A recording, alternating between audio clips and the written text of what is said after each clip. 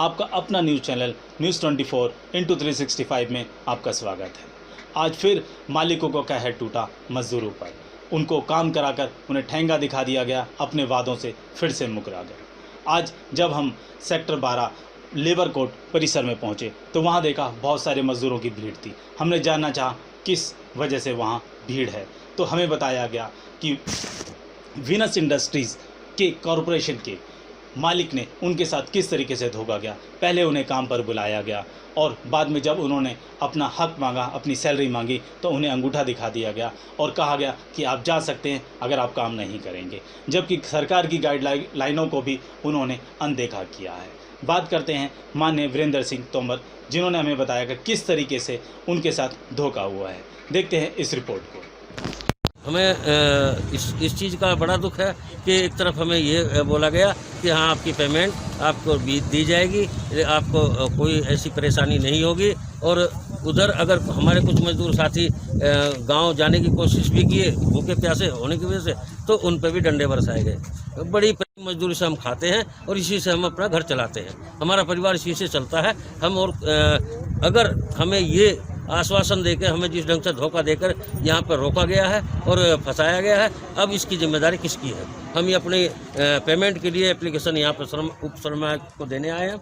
अगर वहाँ समाधान नहीं होता है तो हम चाहे कोरोना से मरे, चाहे भूख से मरे, कैसे मरे, हम आंदोलन करेंगे, हम रोड पर खड़े होंगे, सीधी बात है। कितने टाइम से आप यहाँ खड़े हैं? नहीं, हम आज करीबन हमें 1 घंटे से ऊपर हो गया, लेकिन अभी तक कोई भी न यहाँ पे आया है कि हमारी कोई सुने। तो अब हम ज़बरदस्ती फिर अंदर घुसेंगे और हम अपनी एप्लीकेशन। तो आपने अभी तक अपनी बात अंदर पहुँचाई क्या? हमें एक साथी मिले थे बाहर, उन्होंने बोला था कि हाँ एप्लीकेशन तो नहीं, लेकिन एप्लीकेशन तो आप अंदर ही दोगे, लेकिन आपको अगर कोई बात रखनी, हमने बताया तो वो हमारी कंपनी के मालिक का नाम सुनते ही वो थोड़ा चौंक गए। तो उन्होंने फिर इधर बोला जी देख लीजिए कोशिश कर। लेकिन हम यहाँ पर काफ़ी देर से अंदर जाना चाह रहे हैं, लेकिन हमें बार बार ये भी कहा जाता है कि अंदर नहीं जाएंगे, आप यहीं बात रखिए, लेकिन यहाँ कोई सुनने नहीं आया, न कोई हमारी एप्लीकेशन लेने आया। अब हम अंदर जाना चाहते हैं। अब आपका अगला कदम यह है कि आप अब अंदर जाना चाहते हैं, चाहे मर्जी से या बिना मर्जी से, कैसे भी, क्योंकि आप 1 घंटे से यहाँ पे इंतजार कर रहे हैं, कड़ी धूप है, नीचे भूखे प्यासे यहाँ पर हैं आप अपने हिसाब से, और अब फाइनली जब ये नहीं सुन रहे हैं तो जबरदस्ती आप अंदर जाना चाहेंगे और अपने जी बताइए। अभी हम भगत प्रताप जी जहाँ DRC हैं उनसे मिल के आए हैं, उनको अपनी एप्लीकेशन दिए हैं, तो उन्होंने कार्रवाई करने का हमें आश्वासन दिया है और 20 तारीख इसमें हमारी लगाई गई है। किस तरह की कार्रवाई करेंगे? तो वो कह रहे हैं कि जो उनका भी हम स्टेटमेंट लेते हैं पहले जी, उनका स्टेटमेंट लेने के बाद में हम आपको इस कार्रवाई के आगे बढ़ाने के बारे में बोलेंगे जी। सिर्फ इतना ही आश्वासन दिया है फिलहाल कि हम 20 तारीख को आप भी आ जाना, और उनको हम पहले भी कोशिश करेंगे उनसे कुछ जानकारी लेने की, नहीं तो 20 तारीख को आप हमने सिर्फ बातों से ही आश्वासन दिया गया है या कोई लिखित में उन्होंने किसी तरह का कुछ दिया है? नहीं, एक लिखित में रिसीव कॉपी दी है हमको। क्या आपके पास है ऐसी कोई कॉपी?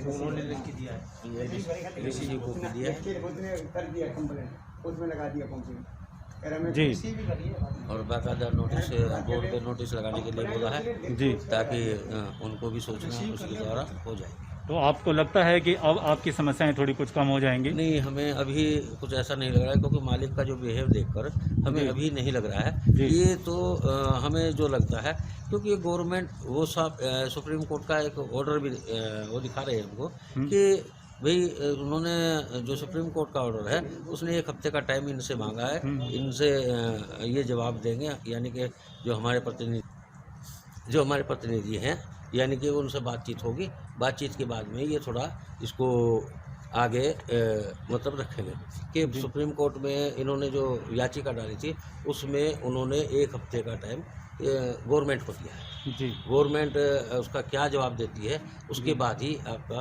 इस सैलरी का दबाव बना सकते हैं।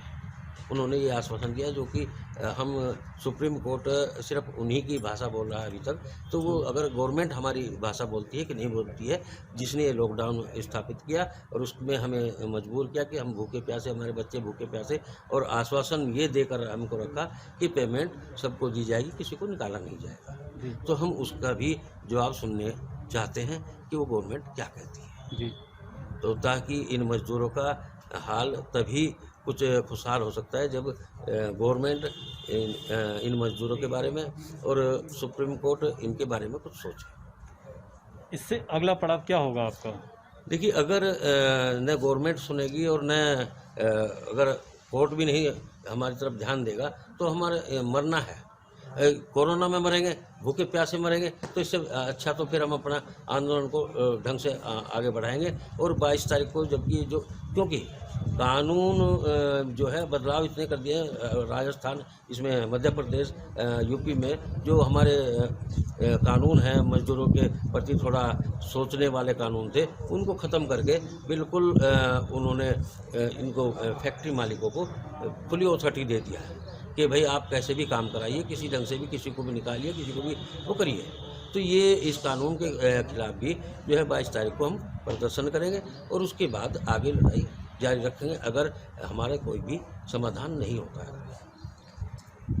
हालात इतने बुरे हैं सभी के लिए, इसमें कोई दो राय नहीं है, सब किसी के आगे कुछ छुपा नहीं है। कोरोना अगर मजदूर कानून में रहकर काम करता है, कानून के दायरे में रहकर काम करता है, तो कानून उनकी सुनवाई नहीं करता। कानून से बाहर आता है तो उन्हें कानून विरोधी कहा जाता है।